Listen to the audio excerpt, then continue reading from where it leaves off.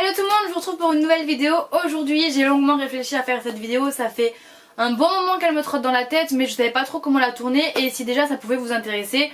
Sincèrement je vous ai même pas demandé si ça pouvait vous intéresser, je me suis dit que de toute façon moi-même j'ai recherché des vidéos pareilles pour m'aider, donc pourquoi pas en faire une pour vous aider. Je fais ce genre de vidéo pas pour vous dire oui j'ai eu le concours, je l'ai pas eu etc, puisque de toute façon je n'ai absolument pas eu les réponses, donc je peux pas vous dire à ce moment même si j'ai le concours ou pas. Je fais cette vidéo pour vous expliquer mon ressenti, comment je l'ai vécu, sachant que je n'ai pas fait de prépa avant et sachant que je me suis pointée à cet oral et à ce concours même déjà de base avec l'écrit sans connaître grand chose de ce qu'il fallait faire.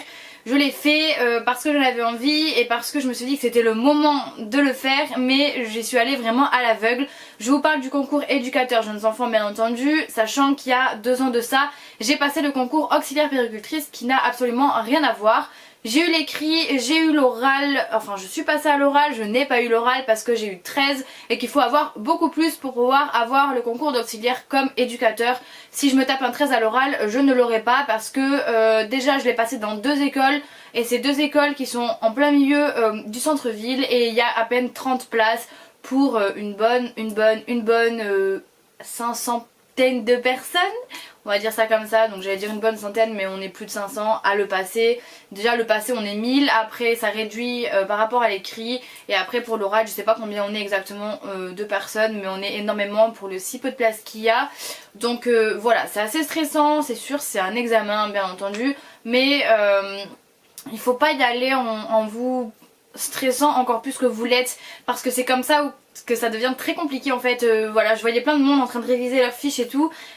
En fait je suis pas de ce monde là, de ces personnes là qui révisent leurs fiches de base. En fait je suis quelqu'un qui révise absolument pas pour beaucoup de choses, j'avoue c'est pas forcément bien, mais là en fait c'est un métier, c'est à dire que vous êtes censé savoir pourquoi vous voulez faire ce métier là et donc vous êtes censé savoir parler avec votre cœur de ce métier là. Vous n'êtes pas enfin je veux dire normalement on n'a pas à apprendre des choses sur ce métier là. Par exemple je me suis un peu documentée pour savoir par contre ce que proposait la formation et l'école que je voulais intégrer parce que ça c'est pas inné, chaque école a leur façon de travailler, bien qu'il y a des modules qui se ressemblent, là, les modules à respecter, les 4 modules qu'on a à respecter et à suivre, ce sont les mêmes cours qu'il y a dans chaque école, mais il y a quand même des stages différents, des stages à l'étranger, des stages qui sont pas à l'étranger, le nombre d'heures etc, ça varie quand même suivant certaines écoles, le paiement aussi, voilà, si vous avez des bourses, pas des bourses, tout ça c'est à savoir, mais voilà.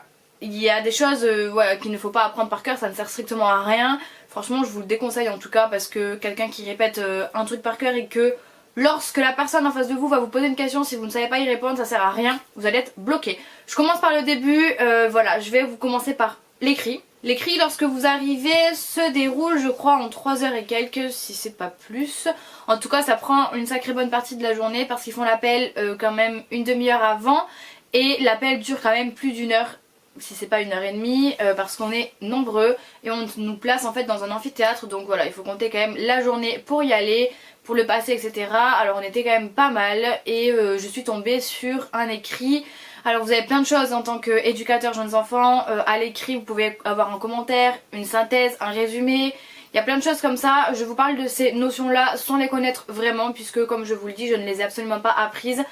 Je n'ai pas fait de prépa donc je vous parle de ces notions là que je connais parce qu'on m'en a parlé et parce que je me suis documentée dessus. Après je les connais pas par cœur et je sais pas comment il faut faire exactement. Quand je suis arrivée devant mon écrit, déjà on n'avait que 4 feuilles recto verso et on n'avait que ça pour écrire notre résumé et notre commentaire. On avait un résumé et un commentaire, on avait à peu près 3 ou 4 questions donc c'était très restreint. C'est fait exprès, c'est parce que si vous n'arrivez pas à organiser vos idées dans un si petit cadre, en général ils vous next et c'est comme ça qu'ils arrivent à faire la première sélection en fait. J'ai eu 13 à l'écrit sans sincèrement jamais vraiment m'entraîner parce que je n'ai jamais eu de notes et voilà, je me suis inscrite au CNED justement pour être suivie et en fait ça n'a pas fonctionné, je n'ai jamais été suivie, je n'ai jamais eu de cours, ça ne fonctionnait pas et quand j'ai voulu envoyer un devoir que j'ai fait, j'en ai fait qu'un seul durant l'année, j'ai voulu l'envoyer, ça n'a pas fonctionné, du coup j'ai lâché l'affaire, j'ai arrêté et j'ai continué en fait juste de lire, en fait j'ai beaucoup de bouquins, je vais vous en montrer quelques-uns. Avec le CNED j'ai reçu plusieurs bouquins comme ceci qui sont assez énormes, hein. Je vous avoue que je n'ai pas tout lu, mais je me suis quand même documentée avec et voilà, vous avez plein de choses en fait. Méthodologie des épreuves, c'est ce qui m'a aidé le plus parce que dedans vous avez des épreuves à réaliser et après vous pouvez aussi trouver des épreuves à réaliser sur internet. J'avais payé 300 et quelques euros pour m'inscrire au CNED et franchement je vous le recommande absolument pas. Ou alors c'est moi qui ai eu un problème, mais j'ai des copines qui sont dans le même cas et en fait personne n'a jamais répondu. Et genre là où je viens de finir mes examens, j'ai une dame qui m'écrit: aujourd'hui vous avez un cours avec telle dame pour apprendre tel truc. Non mais je me dis les gars, oh les concours ça y est c'est passé hein, ça sert plus à rien. Donc bon, au final j'ai dépensé 300 euros pour au moins avoir ces livres là, mais vous pouvez les avoir à moins cher, voilà, dans des librairies etc, qui les vendent exprès. Donc renseignez-vous bien avant. Et moi je pensais que ça marcherait. Après ça n'a pas fonctionné, je n'avais jamais de mail, je n'avais jamais de cours, personne ne me répondait, il fallait toujours des identifiants pour se connecter ailleurs, je n'avais pas d'identifiant, enfin bon c'était vraiment le gros bordel. Donc ça m'a pas servi à grand chose, ce qui fait que j'ai quand même lu quelques trucs comme ça, j'ai lu pas mal de livres, voilà, éducateur, qu'est-ce qu'un éducateur fait, pourquoi faire ce métier, etc. Est-ce que vraiment ça me correspondait? Et je suis arrivée à l'écrit, je suis tombée sur les stéréotypes bleu-rose. Voilà, en gros il fallait faire un résumé sur 5 textes et on n'avait que 2 pages, donc c'était très compliqué de respecter ces 2 pages parce qu'après j'ai trouvé que le sujet était vachement intéressant et j'ai eu 13, franchement je me suis surpassée je crois parce que l'ayant jamais fait de ma vie je suis quand même assez contente d'avoir eu cette note là. Et je peux pas plus vous dire, au niveau de l'écrit ça varie, voilà, il faut quand même vous documenter sur les différents types, les différentes méthodes à faire. Après je vous avoue que moi je n'ai pas fait de méthode précise à l'écrit, je l'ai fait avec le cœur et la tête on va dire et voilà c'est passé. Après ça passera peut-être pas pour tout le monde. Concernant l'oral, je n'ai jamais passé d'oral d'éducateur non plus, je ne savais pas comment ça se passait puisque du coup je n'ai pas fait de prépa, ce qui fait que je me suis pas entraînée, donc voilà. C'est quand même beaucoup plus rassurant d'avoir un entraînement avant et de savoir comment ça se passe. Pour auxiliaire j'avais fait une prépa et je savais comment ça se passait. Quand je suis arrivée là-bas j'étais sans plus stressée, je suis tombée sur un sujet qui était pas génial, c'était la pollution en Chine. Voilà, rien à voir avec le fait d'être oxy et rien à voir avec notre actualité en soi parce que c'était sur la Chine bien précisément et je ne connaissais absolument rien. Voilà, donc j'ai eu 13, c'était déjà pas mal, mais je pense que le 13 est dû aussi à mon expérience professionnelle parce qu'ils m'ont beaucoup posé de questions sur pourquoi faire ce métier etc à l'époque.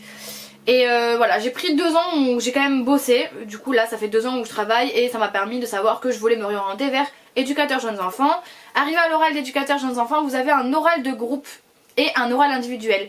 Oral de groupe c'est ce qui me faisait le plus peur parce que oral individuel je l'avais déjà fait en tant qu'oxy et c'est un truc où est-ce qu'on se débat tout seul, tandis que oral de groupe on est plusieurs, on connaît pas les gens, on sait pas comment ils sont, on sait pas ce qu'il faut faire. Enfin moi personnellement comme je l'avais jamais fait, je suis arrivée là-bas les mains dans les poches en mode qu'est-ce qui va m'arriver. Et au final j'en tire vraiment de très bonnes expériences et une très bonne leçon parce que ça nous apprend beaucoup de choses sur nous-mêmes et sur les autres aussi, l'écoute, l'entente, le dialogue et faire attention à tout le monde. En fait c'est ça aussi l'esprit de groupe, il faut pas laisser quelqu'un dans son coin qui n'arrive pas à parler. Le sujet parfois est assez difficile, par exemple je l'ai fait à une école, donc je l'ai fait à 2 écoles différentes. À une école je suis tombée sur 3 mots et il fallait qu'on en décline une pièce de théâtre et donc un sujet global.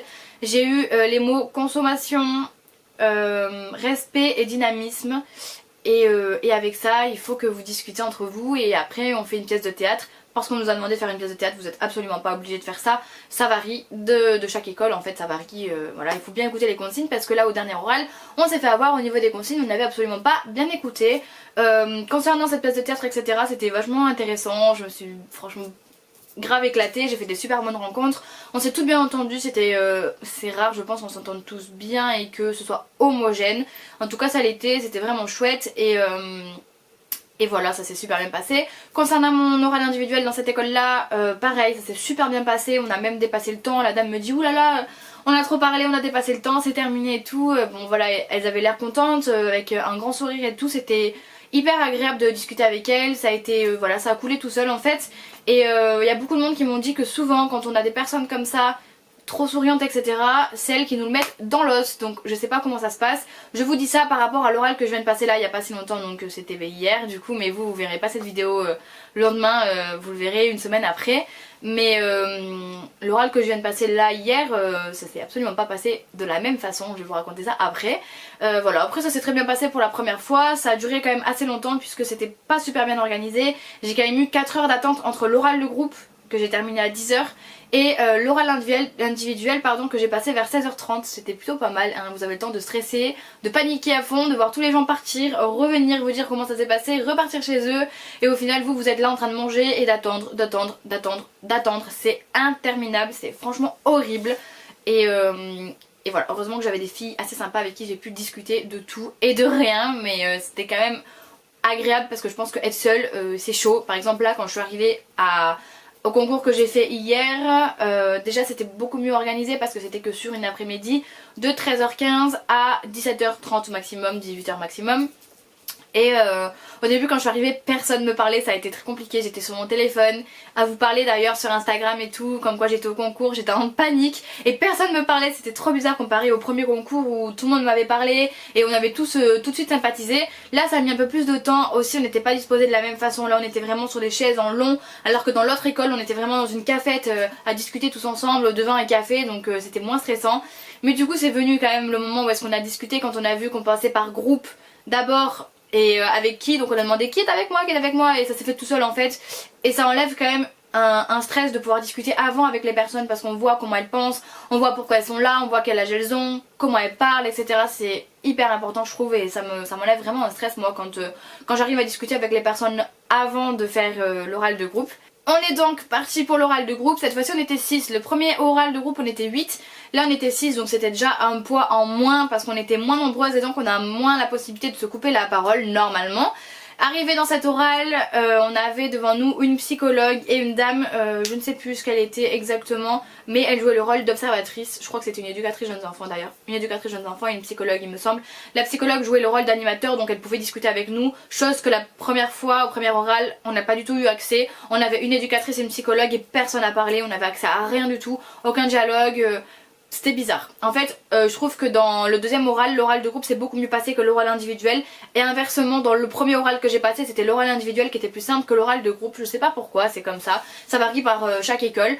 Donc on a eu comme sujet la lettre, juste la lettre. C'était assez compliqué de débattre sur ça parce qu'on a tous nos idées différentes au niveau de la lettre, voilà, donc c'est assez difficile. Au final avec toutes nos idées on arrive toujours à mettre en place quelque chose et on a mal écouté les consignes parce qu'on avait que 10 minutes pour en parler et on ne devait pas présenter le sujet. Et nous on pensait présenter le sujet, ce qui fait qu'on a perdu du temps à pas débattre aux 10 minutes. Et ça elle nous l'a dit, après elle a quand même vu comment on parlait, comment on se sentait dans le groupe, après on doit expliquer voilà comment on s'est senti, si on a moins parlé, trop parlé, pourquoi, avec qui on s'est le mieux entendu, pourquoi, enfin bref, il y a beaucoup de questions comme ça.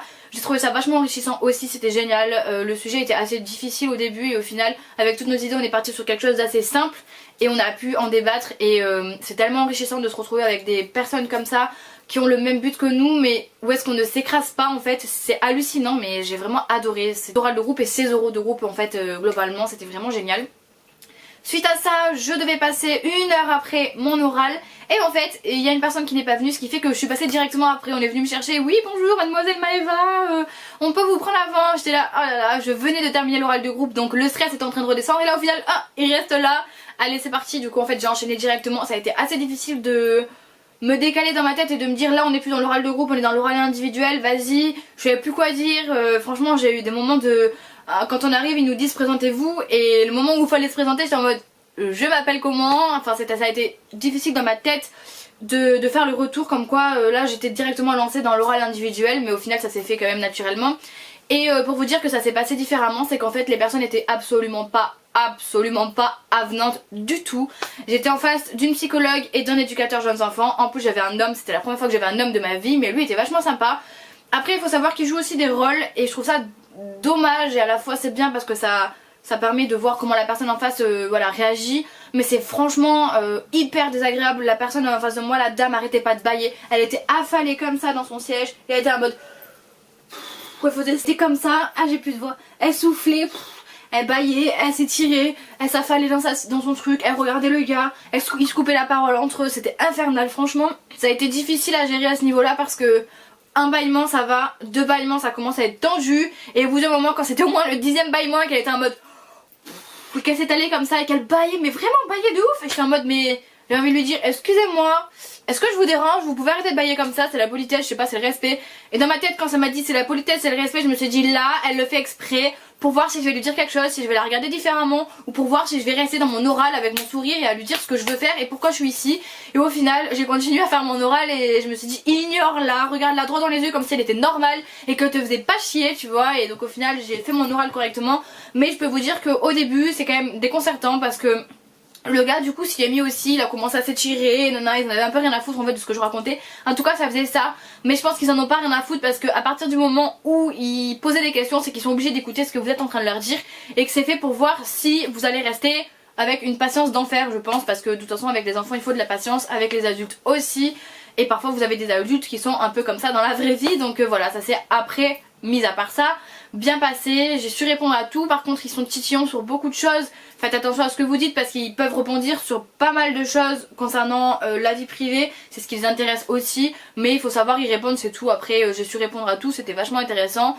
Et voilà, je pense que j'ai fait à peu près le tour de mes 2 euros et de comment j'ai ressenti cette expérience là. J'ai trouvé ça vachement enrichissant, c'était chouette. Les deux écoles c'était vraiment différent, voilà, ça arrive, c'est comme ça, c'est différent et ça apprend encore plus de choses.